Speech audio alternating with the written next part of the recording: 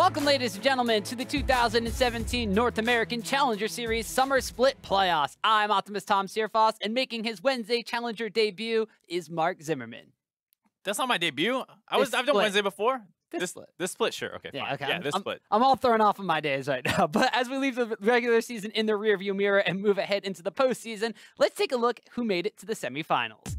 On the top side of the bracket, we have first seed eUnited facing off against fourth place finishers, Big Gods Jackals. And below them, we have second and third place teams, Gold Coin United and Tempo Storm, going head-to-head tomorrow night. And as the stakes increase for the postseason, as do the number of games we will play, our best-of-3 format will extend into a best-of-5 series for all of the remaining matches. And I think that's something I personally enjoy a lot because you give teams an extra game to figure out exactly what's going right or wrong. So if you lose the first game, you can potentially say, no, I think that was a good draft. Let's go back to that strategy. And then if it doesn't work then you can adapt. And it just gives you more room to play with and rewards the better team who can adapt mid-series. Yeah, and that adaptation will be key because that's not the only change teams will be dealing with here. We're also moving to patch 7.14 for the duration of the Challenger Series playoffs. Oh boy, I hope you guys like lethality. You're going to be seeing a lot of these two items tonight. Obviously, the Duskblade was the one that a lot of people were talking about. It did receive a hot fix that dropped some of the passive proc damage. It was around 30 by level 9, so that's about when a lot of people think they're getting this item, which isn't a huge nerf, but a small one, so you'll still see it a little bit, but hopefully it's not completely overpowered. Ghostblade and all the other lethality items all benefited from the fact that it now scales off your level as opposed to your opponent's level. And then another big change for itemization, of course, was the Bramble Vest. It's kind of like a mini Thornmail, but it has that kind of benefit of having the Grievous Wounds application, so you can cut down on people's lifesteal. Yep, we saw the build path change for the Duskblade as well, so now we'll have to figure out which one they're going to be going between the Ghostblade and the Duskblade. But the difficulties and the adaptations of playing a new patch are going to be key here for these teams as they move into the semifinals. I mean, that's the big thing, is because you heard kind of Doublelift talk about it during one of his interviews after the LCS when he was saying that it kind of brings everyone back down. So TSM was looking forward to it because they felt like they were a little bit behind teams. Then everyone has to relearn the new patch that applies here, especially because if one of the lower seeded teams, like let's say Big Gods Jackals, figures out a really important strategy, then they have a little bit of a leg up here, and it might give them an opportunity to set an upset. Yeah, we have a lot of different things coming in 7-14, but now let's get into tonight's marquee event. It's going to be a rematch of the Spring Split semifinals and last week's series too. It's eUnited taking on Big Gods Jackals.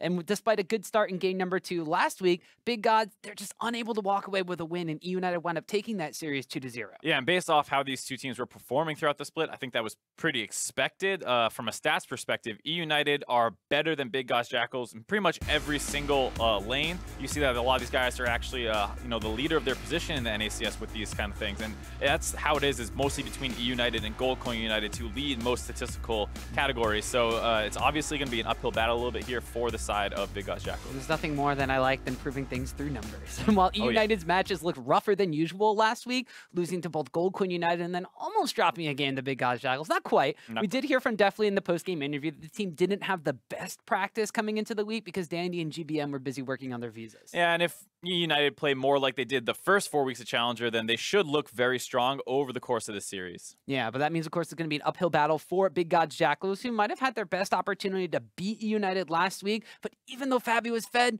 they still fell short. And they had a good chance to win game 2 of that series, but they weren't quite able to close it out. They did a good job of capitalizing on eUnited's misplays, like this dive that came in that was a little poorly executed. And it's stuff like this that, it's great if you can take these and kind of turn them around, but if they have any chance of winning this series, they need to be able to consistently create their own advantages. And on top of that, they're going to be starting RF Legendary, so, no big TP plays coming in by Chris like what happened in this example. They're going to have to use him, who hasn't even played a single game this split so far. Yeah, so not only do they have patch adaptations, not only are they going to have to adapt in a short amount of time to see if they can come back against eUnited, who they fell to last week, but now they have a new top laner to do it too. So why don't we just jump into the starting lineup for both teams to get you guys familiar with everybody involved. On the blue side for game 1, it's eUnited. In the top lane is Licorice, jungle is Dandy, mid lane GBM, with the bot lane of Deftly, and his support, Zeyzal. And on the red side, it's Big Gods Jackals. Like we said, top lane RF Legendary subbing in. Jungle is SirT, mid lane Pekin, bot lane fabbbyyy, supported by Baiano. And like you mentioned, Chris came into Big Gods Jackals last split of Challenger, didn't wind up playing in any of the playoff games. It was RF Legendary they went with. Then coming into the summer split, they brought in Chris. They brought in SirT into the jungle. They took out Wiggly. Now they have RF Legendary coming back in during the playoffs. And Last year, they played against eUnited in this exact same spot, and they got 0-3 swept. And that's kind of the thing is that RF Legendary did struggle a little bit in spring last season, so it's kind of a surprise to see him come back in right now at the last possible moment. But who knows exactly why they're doing the substitution? Because like we said, it is a new patch. Maybe RF Legendary is able to use some of its top lane things because Jayce is going to be one of like those picks that I think a lot of people are looking at as potentially being one of the strongest champions on this patch. And maybe RF Legendary has a better Jayce or something like that. So I can understand the world where you want to use RF Legendary, even though it's seemingly out of the blue. Yeah, he used to be kind of known as the top lane Italy one trick. He has been known to play a decent amount of Jayce. The Rumble was also something that came into play, and if this is going to be something of the re-emerging top laners, Rumble may wind up coming up in priority. He's seen some changes in the previous patch. He might not be necessarily as strong, but as we hop into picks and bans for game number 1, we'll see what exactly big Gods Jackals and both eUnited are going to be doing on 7-14. Right, I mean, 7-14, we highlighted a bunch of the item changes, but that's not all there was. There were a ton of champion changes. Not a ton of top-tier picks getting hit that hard. I mean, Caitlyn received some super minor nerfs and stuff like that, but then there were a lot of big changes on some other champions. Cho'Gath and Syndra receiving huge updates in their passives and actual spells, respectively. So, gonna have to keep our eye out for exactly what's gonna be picked here. Yeah, and of course the rise of the tank junglers has kind of been happening in 7-13, and with some buffs to, like you mentioned, Cho'Gath, and you see more Sejuani being played recently as well. The new Thornmail remake makes it very, very key. So when lethality rises and the Thornmail rises, we'll see which one prevails. But so far, the bans seem pretty standard here. Galio, Elise, Zac being banned away. eUnited has also decided to ban away the Corki from Pekin Woof. It's something he's historically been very, very good at playing. But the Vladimir ban coming in from Big Gods Jackals too, specifically targeted at GVN. A little surprising to see that one in the first rotation of bans. You think they might go for something else. Also, the Rek'Sai ban. So we see a lot of focus down on them. And then the first pick, Cho'Gath. A lot of people have been tweeting about it. I saw some tweets out of Lorlo on Team Liquid saying that, you know, please stop banning it. Let me just try to play Cho'Gath top. So what the change was the E went from a toggle ability that does just AoE on all your auto attacks to an empowered ability that you have to activate and then make sure your next 3 auto attacks deal now some bonus health, maximum health damage, as well as applying a slow on them. So he's a lot stronger. You might see him in the jungle or the top lane. I've heard of both. And then the other one that we talked about potentially being strong on this patch, Jayce, also locked in right away for Big Gods Jackals. Yeah, and no surprise with RF Legendary being subbed in, the Jayce priority absolutely rises. We do see Chris playing a decent amount of that throughout the Challenger split as well. But this one will be taken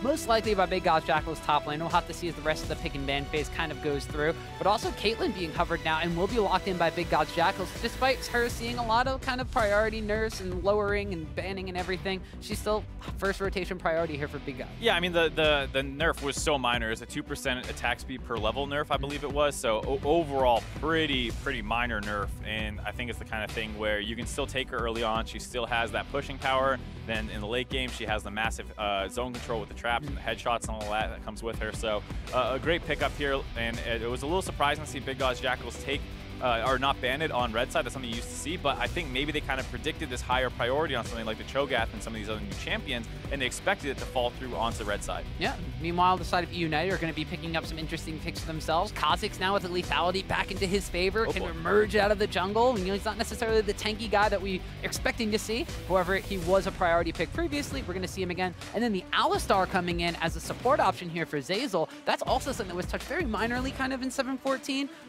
The damage reduction on his ultimate was kind of changed around a little bit, and he's seen a little bit more priority breaking through in the bot lane along the side of Braum, Tom Kench, and the other tank support. It is surprising to see it blind, though, especially you only see the Caitlyn, really, and until you secure a good AD carry matchup, who knows if the Alistar is going to work out for them.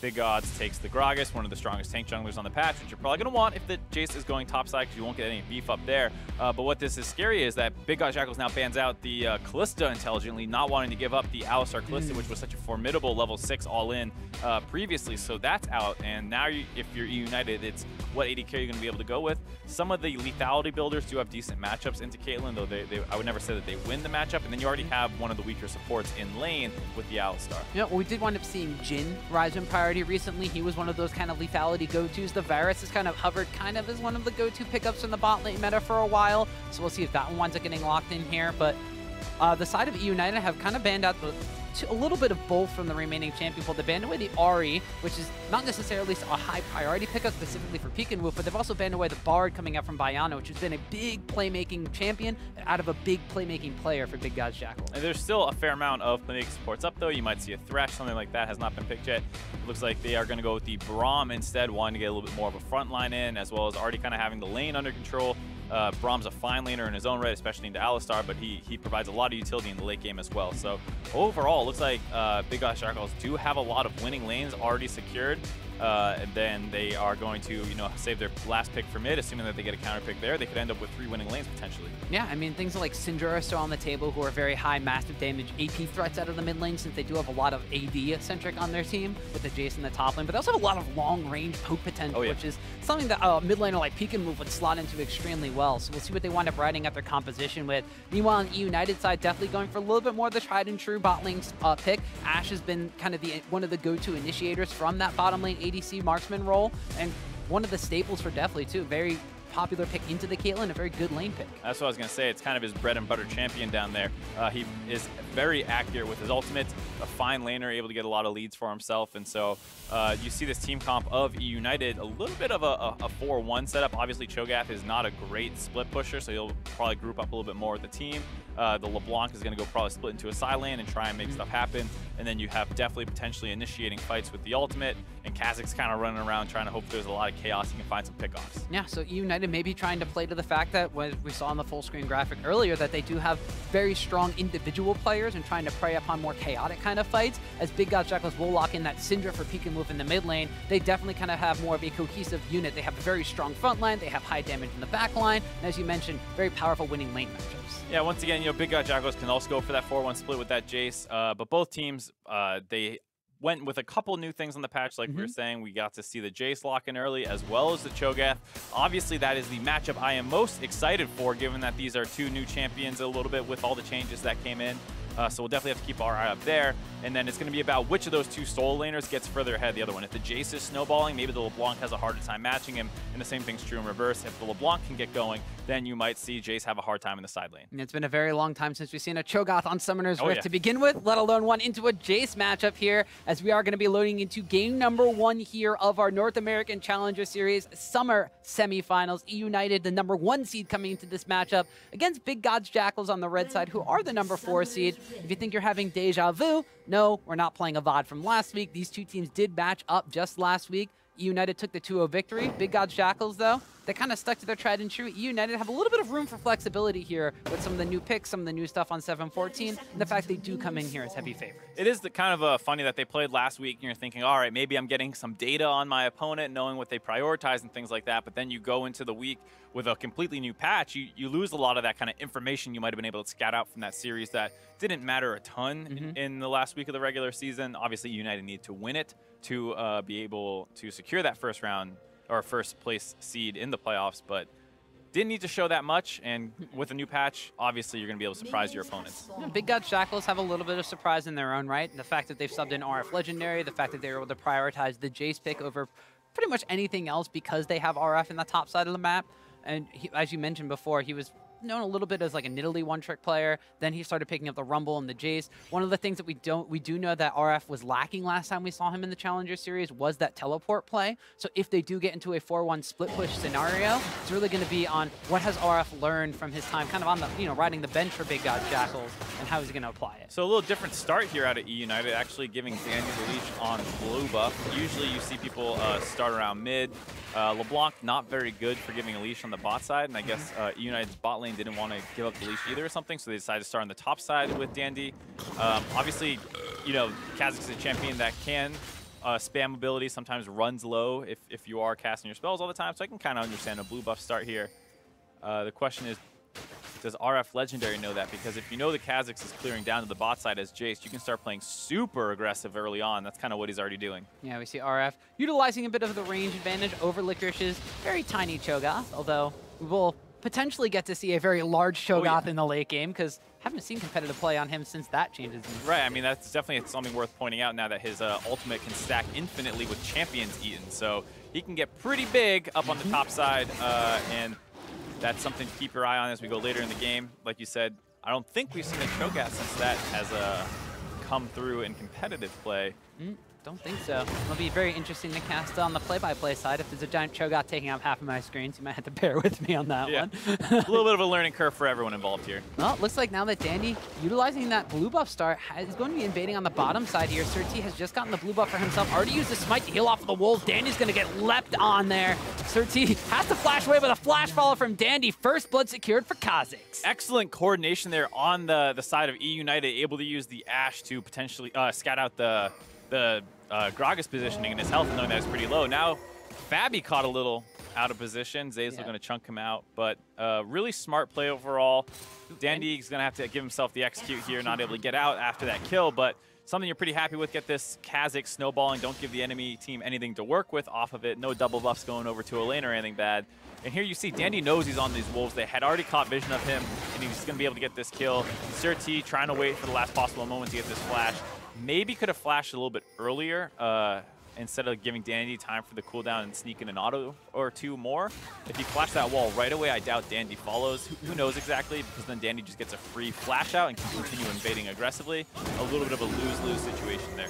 Yeah, so Dandy already getting things going for eUnited in the early game here. And last week, it was kind of a matchup of eUnited taking early game leads and just riding them out into victory. It was really big Gods Jackals who were trying to capitalize on any sort of mistakes eUnited were going to make. Game number 1, there weren't very many mistakes from eUnited. Game number 2, however, is where big Gods Jackals was able to come back into the game, kind of get themselves out to an advantage, but it was really on fabbbyyy in the bottom lane, using that Tristana, getting into the later stages of the game. But Zeyzal on a pick champion, specifically the Morgana, was the reason that eUnited was able to come back. And here's Dandy trying to live in SirT's jungle. They have some deep wards down there early on. They spot him coming. Dandy sits, cuts him off from his raptor camp, chunks him out a little bit. This is that kind of 4:30 time you hear a lot of people talking about, where you want to get on top of their raptor camps right as they spawn, because you can know the enemy team started there. Dandy wins the smite fight, is able to hit 4 off this camp. Some very aggressive and effective counter jungling out of the import player early on. Yeah, and we saw Dandy at 5 CS when he invaded SirT for first blood early on, got executed and just immediately upgraded to that tracker's knife, went into the jungle, put the wards down, and spotted out SirT again. Wasn't afraid to get up close and personal, despite a small level experience advantage for at least a little bit of time for SirT, because he has that pressure from GBM in the mid lane. We see Pekin move being forced under tower here by GBM on this LeBlanc, continuously poking him down, going in and getting him low, and Dandy might be looking for a little bit of a fancy tower dive. The minion wave's pushed up. We'll have to see who wants it going in first. Dandy's going to leap in, gets the flash out of Pekin with GBM. Is he going to flash after? He will, oh, it's a minion. He changed the minion, and Pekin was going to be able to... Oh, he goes back in! GBM's going to pick up a kill anyway. It's gifted over to him. Pekin Wolf not quite tracking the cooldowns of the enemy mid laner. The fact that GBM went for the E instead of the W right away to proc the passive that was on the Syndra maybe made him think that the W was going to be on cooldown for a little bit longer. The E hits the minion. Pekin Wolf thinks he's safe. He starts walking back forwards and ends up getting W'd right on top of with the auto attack finishing off. Yeah, the same exact time we panned down the bomb, saw Zeyzal getting chunked down a little bit. This is Pekin Wolf looked like he got away, but then kind of turns back around. Yeah, so you see him go for the flash E instead of the flash W, which I think kind of telegraphed to Pekin Wolf that he would have been fine, but he walks back forward, he thinks he's safe, takes the W back in, gets the Q auto attack off, and that's all she wrote. So another kill going on to the side of eUnited, and very, very strong mid lane champion as well from GBM. We haven't necessarily seen him pick up LeBlanc all too often. I mean, LeBlanc had kind of been banned away a lot. And actually, we're going to wind up seeing a dive going down to RF Legendary. Has to try to flash away, but Dandy continuing to get things done. And whoa! Looks like there was a pause in the game, so we're going to have to cut out of the action right there. Don't know if RF Legendary lives or not. Yeah. Got to give some credit to Dandy, though, during this pause, to be surprised at how aggressive he's being early on. He traded his flash in that initial kill that he got. And usually what some people do when they lose that flash is they go, all right, well, I got to start playing a little safer, because if I get caught out during an invade, I might just get collapsed on and killed. But Dandy not letting up at all, keeps his foot firmly on the pedal to keep going forward, and he's already made one dive around the mid lane, and looks like he might turn another one on the top side right now. Yeah, well, we mentioned that GBM kind of just putting the pressure on Pekin Wolf in the mid lane, and saying that the GBM hasn't played a lot of LeBlanc. He's, it's kind of been a priority ban on the North American side of things. We went to Rift Rivals, saw EU letting it through, and they kind of paid the price for that.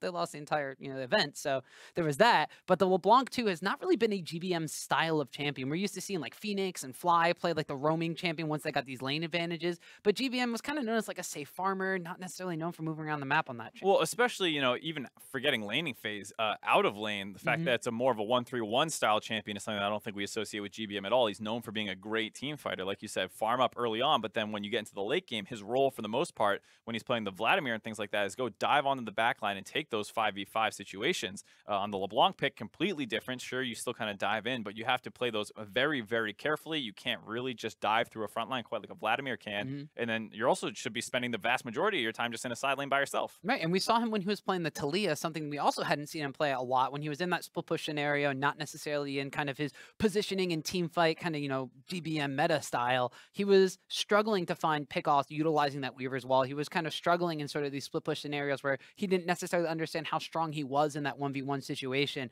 And that was, you know, against big Gods Jackals just last week. Right, and you know, Taliyah as a split pusher is not the LeBlanc type even, where LeBlanc's going in and looking for kills and really chunking people out, whereas Taliyah kind of just wants to shove you in and then go roam around a lot more and try and use, like you said, that Weaver's Wall to cut people off, cut them off from objectives, whatever it is. And while he was struggling in that style, maybe the LeBlanc is a little bit more a style because it, you know, GBM, we always talk about the laning phase being kind of a, you know, slow for him. But then once he gets out of laning phase, he gets really, really bloodthirsty. He goes crazy on those backlines. That's why he drew a Vladimir ban in the first rotation, because that champion is just so scary for them. So I can understand maybe LeBlanc does play to that a little bit better than Taliyah. Yeah, well, speaking of just the bloodthirst coming out from eUnited in this early game, we've already praised Dandy kind of for what he's been able to do on the Kha'Zix so far. But more importantly, he's focusing down on, we focused down on his opponent, specifically in SirT for first blood. Then he wound up diving mid lane. Now he's focusing down on RF Legendary on the top side of the map.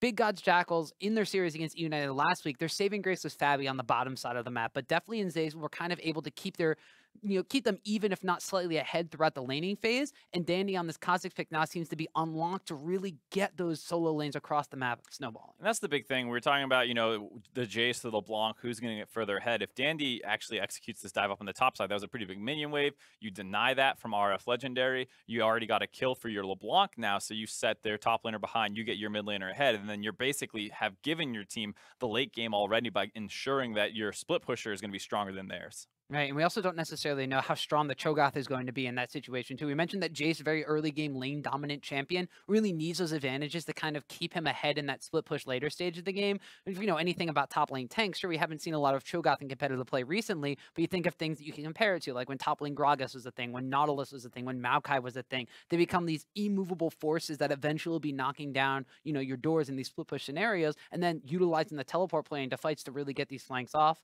Cho'Gath also has the silence, too, that can really turn team fights around with teleport. Yeah, but the thing that Cho'Gath lacks, that a lot of those premier tanks did last season, was they had guaranteed lockdown CC. The Nautilus ultimate, the Maokai W, the Poppy E, all these things are point-and-click abilities that are going to lock them up for you. On the side of Cho'Gath, that Q is notoriously difficult to land. The Rupture, yeah, people miss that all the time. The silence is relatively short range, so it can be a little bit hard for Cho'Gath to really get something off that TP flank, because he's still going to be needing to hit a skill shot. Whereas everyone else, if you land that good TP flank, you have something guaranteed to lock down a backline member. He kind of, the way you're describing it kind of makes you feel like the Renekton's. Like, Renekton does wind up having, you know, the slice and dice to get into fights, but we see a lot of teleport plays when the Renekton has flash, we're like, oh, the engagement tool for them is the flash and then the Call the Meek stun. That's never going to land. And then it lands all the time in Challenger Series. Cho'Gath kind of has the makeup where he doesn't have a lockdown button, but he does have a delete button for his ulti. That's 100% true. The ultimate it is a point and click. It does true damage. It messes people up. It might be able to turn some kills. You know, you don't need to CC them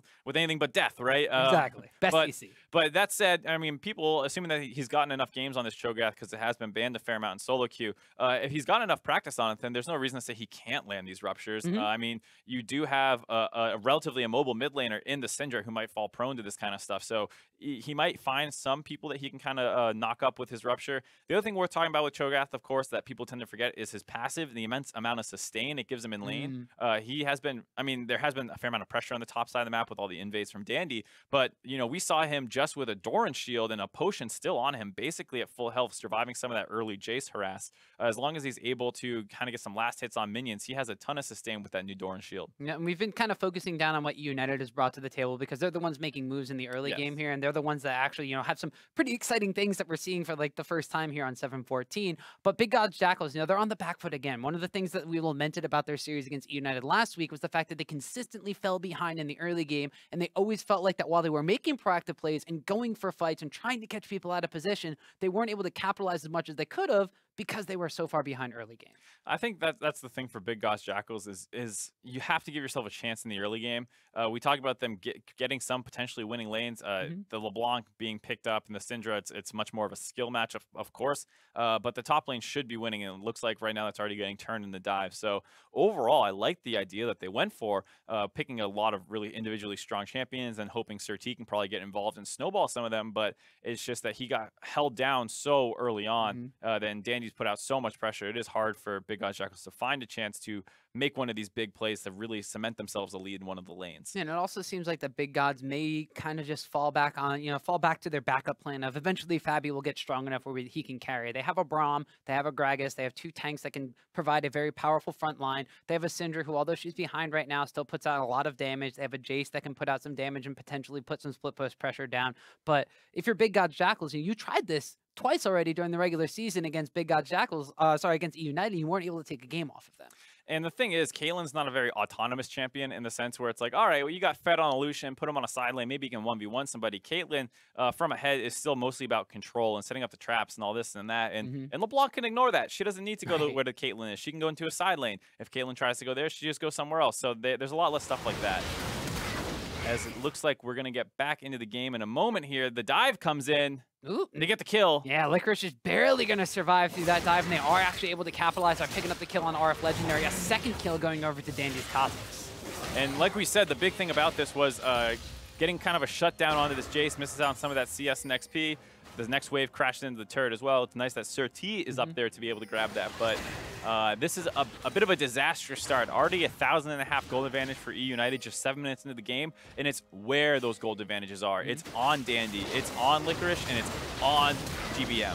And we see here a replay of that dive as there's a pause in the middle of it. RF Legendary trying his darndest to survive throughout that dive. Almost takes down Licorice, but Dandy at this Kha'Zix just a little bit too much damage on the isolation. You saw the eat come in out of Licorice. Didn't actually get the kill, so he doesn't get any bigger off of it. Just able to throw in that damage to make sure that Dandy's able to secure the kill as GBM continues to win trades aggressively in the mid lane. Definitely sending a hawk shot cross map, sees his mid laner going in upon the opposing mid laner. Also scouts out where SirT is going to be over by his red buff. So with the added vision information, we'll see if eUnited are going to be continuing this proactive play. There's a mountain dragon on the map, but GBM getting super aggressive here, takes the full unleashed power from Syndra and still survives. Just no safety there. Pekin will flash up, but was so low, and GBM comes up as well. Here we see the bot lane kicking things off as well. As soon as deftly hits level 60, the Channel Crystal Arrow comes out. Zeyzal's trying to follow up some stun, but Baiano puts up the Unbreakable Shield, going to continue to mitigate that damage. But this minion wave is shoving up, and Dandy's on the backside. Yeah, they get the heal out. They drop a ward down. They do have the teleport advantage as Legendary went top. There's the knock-up rupture, and you're going to get a kill. Ooh, and Licorice is going to get a stack on his Cho'Gath Feast ultimate from that one. Not only did they munch down on Caitlyn, but that was the person who was left at full health after that trade. Baiano just ditched. We are in full snowball mode here, Tom. They get the teleport advantage from the gank on the top side. As soon as they see that they get that, they instantly transition their bot lane, or transition that advantage down to their bot lane with that TP play. And all of that's made even easier by the fact that GBM is winning mid lane as well, so they don't have to worry about a potential Syndra roam coming for cleanup. Complete domination of the early game here by eUnited. Yep, we see Dandy going for the upgraded Q on his Kha'Zix claws. We see the bottom lane here, like I said, as soon as deftly gets level 6, he shoots out the Enchanter Crystal Arrow, and they see a low HP Braum. And this isn't that bad of an idea. You might think, well, why not save the ultimate for this dive that's coming in, and then you can really chain CC somebody. But you can just start that off early, given the immense advantage that they had, and then teleport in. You see that they try and get the traps down, but the Rupture, relatively long range. fabbbyyy does not have his flash here, and so they're able to get that easy kill. And there you see the Cho'Gath beginning to get a little bit bigger. Yep, his size is slowly growing, as is the lead that eUnited has in this early game. Already about 2,000 gold in their favor.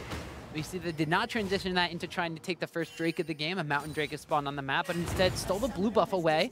So continuing to beat down upon SirT and steal that jungle away.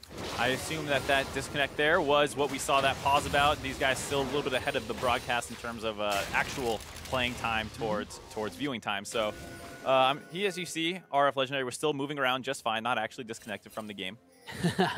Well, maybe that was the excuse for having not the teleport available when it going onto the top side of the map. But That was, of course, because of the dive that happened. He had to teleport back up. Like you said, there's a huge minion wave he missed out on as soon as they had the teleport advantage. That was another reason why that dive on the bottom side was so successful. Just the fact that eUnited, I mean, the early game has always been extremely strong, but their team cohesion, specifically between Licorice in the top lane and then, you know, his duo of former rookies now in their second split, their sophomore split of Challenger Series on the bottom side, have always kind of had this really good team communication between them.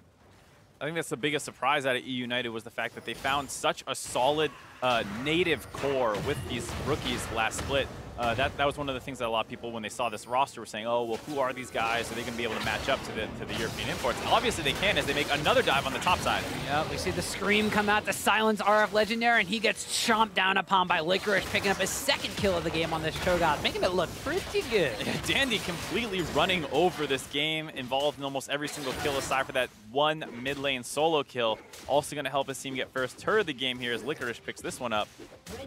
A great performance out of them early on. And that is not what you want to see if you're big Gods Jackals. Your top lane pick that you prioritize first in your champion select rotation. So, you know, the second pick of overall of the drafts into your red side. You sub in RF Legendary, you give him a comfort pickup, you put him against Licorice, who was one of the standout players in the Challenger Series last split and one of the main factors of eUnited to really get things going, and he falls behind early on. He dies to Dandy in a dive, which you can't really fault him for in a 2v1 situation. You tried his best, but you didn't get the advantages out of that pick that you wanted to in the early game. Yeah, I mean, that's the big thing is Jayce is a snowball-oriented pick. You need to be getting CS leads on your own, maybe dives if you receive some jungler attention, taking that turret down on your own eventually in a pushing situation, and just nothing like that has happened. He's fallen completely behind. Already a Righteous Glory completed on the side of Licorice, wants to speed himself in range to be able to chomp down on some people. And like we said, already a 4,000 gold advantage. With a team that should have had a gold lead in the early game based off the laning phase, or the champions they picked for the laning phase. So big Gods Jackals, troubles in the laning phase, seeing if they can rely on their later game side of fabbbyyy. See SirT trying to get a catch on to Danny, utilized the body slam flash a little early and the explosive cast, didn't necessarily have the support of Baiano and Pekin move quite yet, and Dandy doesn't have to blow a summoner spell. Here's Zeyzal. Walks away, but Zeyzal, good headbutt pulverize, lands on two. Baiano's gonna get locked up with an enchanted crystal arrow, and the Braum ultimate will not be enough to stop anybody. Zeyzal picks up a kill for himself. Licorice on the top side just solo chomps down onto RF Legendary. This is a massacre. This is a massacre. Zeyzal wants to get involved with he got his own kill. Definitely the only one not quite on the board for a kill yet. As we see Licorice continue to snowball up on that top side. Very difficult for Jayce. We were talking about the immobility of Syndra. Same thing for Jayce. One of the things he does best against melee matchups is that when they use their gap closers to go aggressive on Mess. Hold up.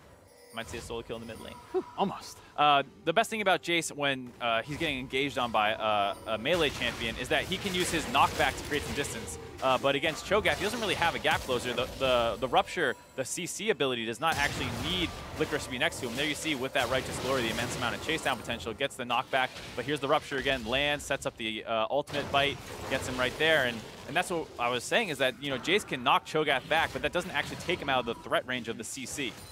And you see the Righteous Glory being applied extremely early. So while Licorice continues to do Licorice things on the top side of the map, Dandy nets himself another kill. This time it was the Mountain Drake being taken for the side of eUnited. So they do want to getting that first Drake for themselves, which will help them knock out this outer ring of towers, which might be time to knock down considering they've gotten themselves this gold lead significantly just off the fact they have all these kills. So, Tom, you and I always debate things about perfect games and all that, and I know it's a little bit early to say that this might happen, but the question right now is the Kha'Zix giving up the kill as Pekin Wolf gets chunked out once again. The Kha'Zix going for a suicide to deny a kill. It does show up on the scoreboard as a death. Does that ruin the perfect game? Man, that's... Because it's the right decision to go for the execute, huh? I feel like I should know the answer to this question, but I don't. It doesn't pop up as a kill for Big Gods on the scoreboard, right. So... it's kind of like it's like a complete game, I think. I would still call it a perfect game because he did the right thing, and he did not give Big Gods Jackals an advantage. I know Jat was very interested in what Twitter and Reddit thought about this one, so maybe we'll have to ask him after this game. But yeah, at this point, I mean, if eUnited continues to play they are right now, we might not have to wait very long. Although this is a best-of-5 series, so now that eUnited has kind of shown some new picks, we'll see if Big Gods Jackals can adapt to what they've kind of put on the table here in 7-14. But then it also raises the question of eUnited just doing this with brand new pick. Why can't they do it with the things they played the entire split? That's the thing is that we talk about, you know, it's 7-14, new patch, all this cool new stuff, but at the same time, LeBlanc's been strong for a long time. It just hasn't been a GBM-style champion. He breaks it out here. You probably are not prepared for him to take that champion. and right away you see the strength of it.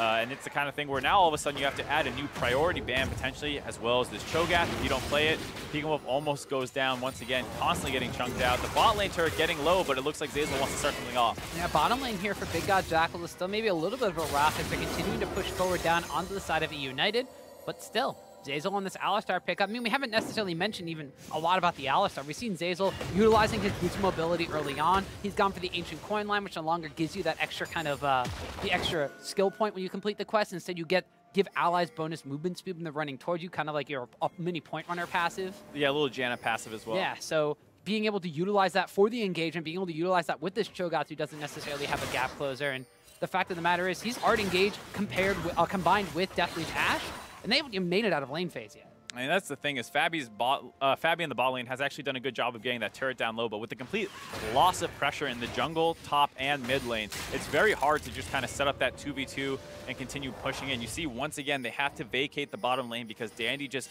completely unafraid of SirT, runs into the bottom jungle, throws a ward behind. Licorice can TP in as he's already really, really tanky as this top laner just 15 minutes in the game. So the bot lane has to leave the bottom turret, and now deftly is able to grab this one for free just from the spillover from the other lanes. And so if you're Big Gods Jackals, you're hard-pressed to find out how you're going to get back into this game. One of the things you can do is potentially make some forced proactive plays in the mid lane, but eUnited, they sipped this one out. Even though they were standing on a ward, they just dissuade Big Gods from trying to get anything done on GBM in the mid lane. Yeah, both teams kind of going for a little bit of a bait there, hoping the other guy opens up on their mid lane and they can collapse in, but both teams have the same idea. Both teams back out. GBM continuing trying to get aggressive here, and he's got the Corrupting Potion taking away. He's got his Dark Seal stacking as well, already sitting on 5. A very, very scary LeBlanc. Very scary LeBlanc, very scary everybody, pretty much, for eUnited. Even deftly, though, he doesn't have a lot of kills on the board for himself, has built up a decent CS advantage, and that's in a melee versus melee support Caitlyn versus Ashe lane. So he's got an advantage where he might not necessarily have gotten them in the first place. But now Dandy getting jumped on here by SirT, who's kind of waiting to brush this, and those Zeyzals there to help lock him up. Dandy slices him down. A third kill for the Kha'Zix as an Enchanted Crystal Arrow will land onto Baiano, and now Zeyzal trying to get in position for another Pulverize. The exhaust is down on fabbbyyy. Flash! Pulverize! Headbutt back into the rest of his team. Fabbyy's not going to live through this one. Almost gets a kill onto Dandy, but the complete or perfect game is still alive for eUnited. Yeah, Licorice deciding he doesn't need to TP down into that. They did have a ward in the jungle there that they might have been able to join in on, but instead wraps around the mid lane, makes sure that the Syndra does not feel safe there, which buys GBM space to grab that turret, and goes also for the solo kill. Licorice wrapping around a second time. Oh, the headbutt Pulverize is flashed away, but the Righteous Glory flash lockdown is there for Licorice. Didn't quite have the feast up yet, so he decides to pick up the kill with a Feral Scream. I was wondering why he didn't just nom him down real quick like that.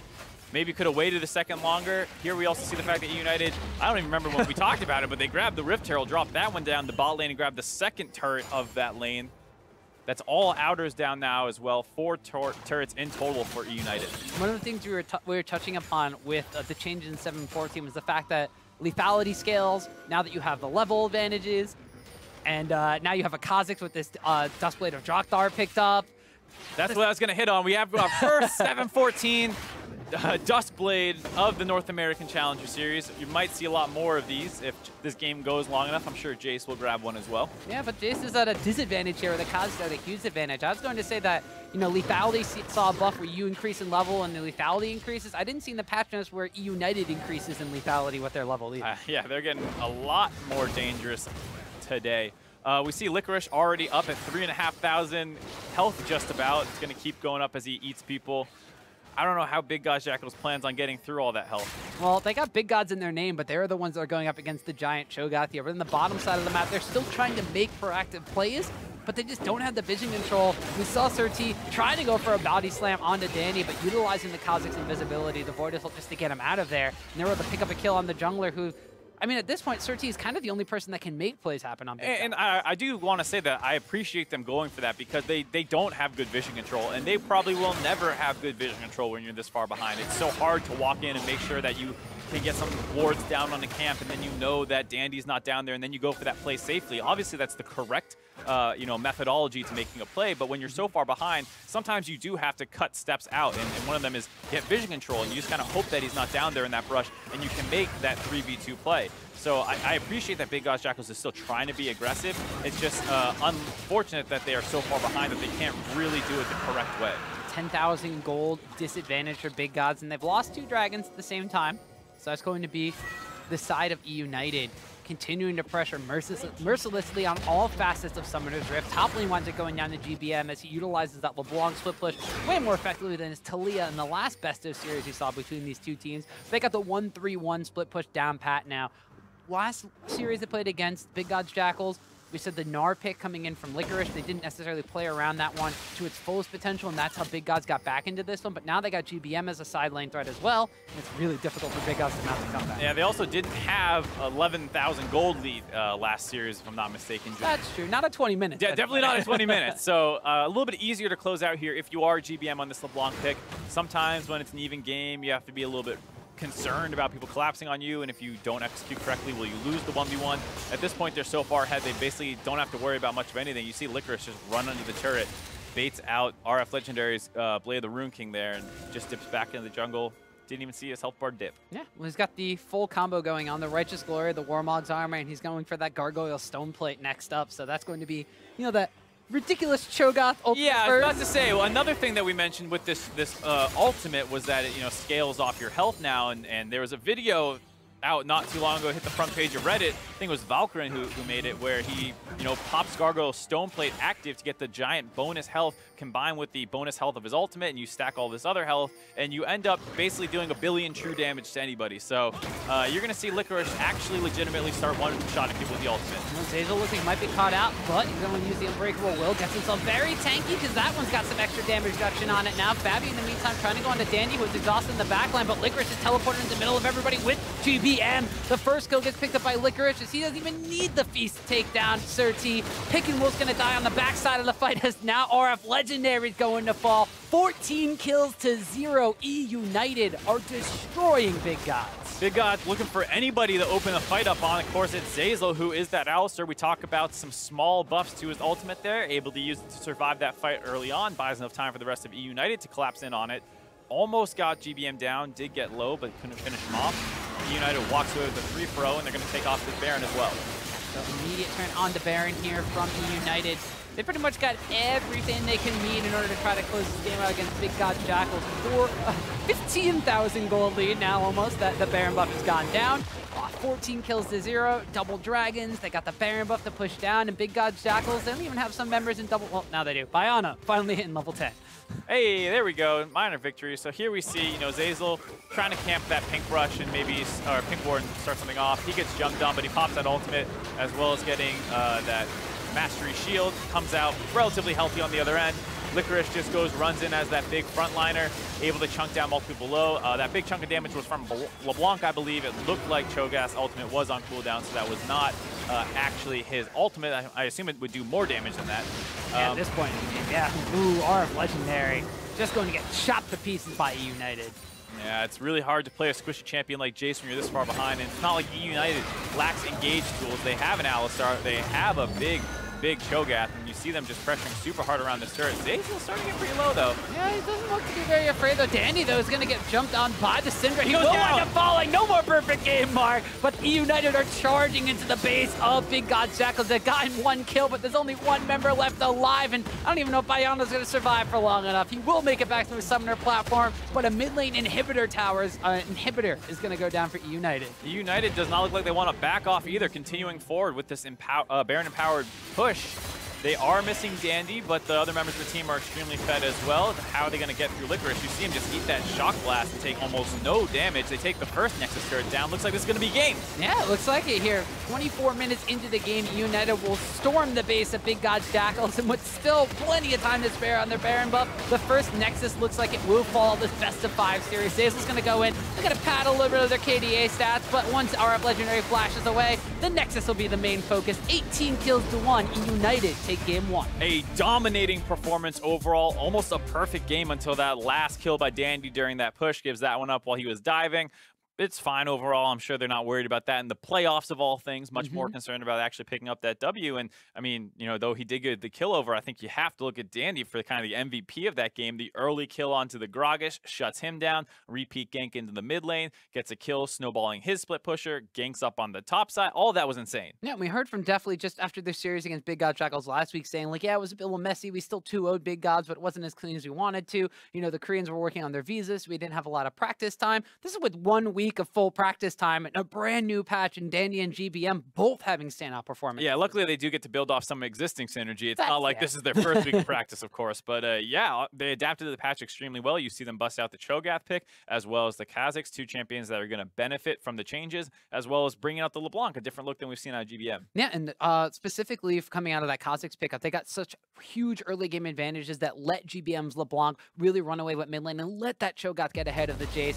I mean, from early on, there's the first blood in the jungle, but then they started diving towers as early as level 4. Yeah, I mean, you see early on, like we said, he already killed the Syndra once, getting LeBlanc ahead, then he shuts down the top side. You get this teleport back out of the Jayce when he goes into lane. He instantly runs down bot lane, drops a ward to set up another TP play, then he influences the bot lane as well, makes a repeat gank up on the top side. Now the Licorice is far enough ahead that he can basically push in a wave whenever. The one play that Big Gods Jackals tried to force down the bot side, he was sitting in this brush waiting for it. He anticipated SirT face checking him, chunks him out really hard early on, and you can basically count all of the early game advantages in some way were influenced by Dandy early on. Yeah, and the good thing for eUnited, though, is that they're able to hold on to those advantages and just ride them out towards the end stages of the game. They were able to play around the fact that Licorice is very strong, but also GBM on the LeBlanc pickup. Not only was he just making Pekin move pretty much a non-factor, but he was moving around the map. He wasn't necessarily participating in a ton of kills, but he was putting pressure in areas. He was getting top lane towers pretty much for free when there were tier 2 towers. And there's nobody that could match up to him in the 1v1. And that's the thing, I think, is you get some shades of Samsung White Dandy with this game overall, just because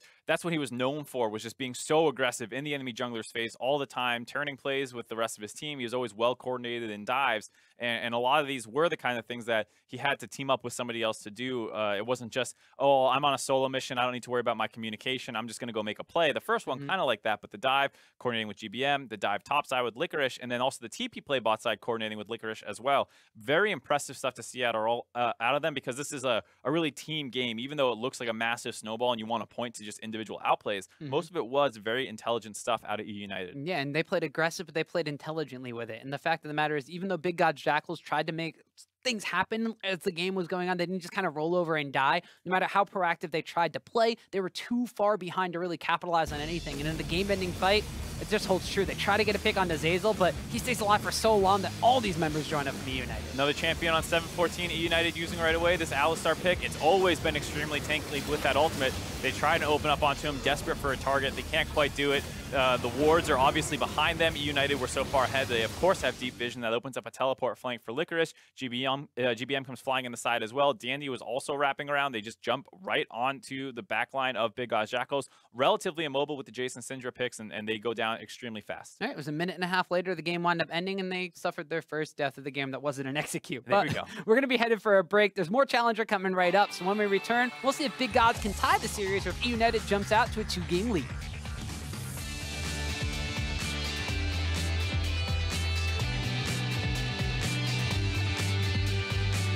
Dandy's gonna get leapt on there. SirT has to flash away with a flash follow from Dandy. First blood secured for Kha'Zix. Is he gonna flash after? He will, oh, there's a minion.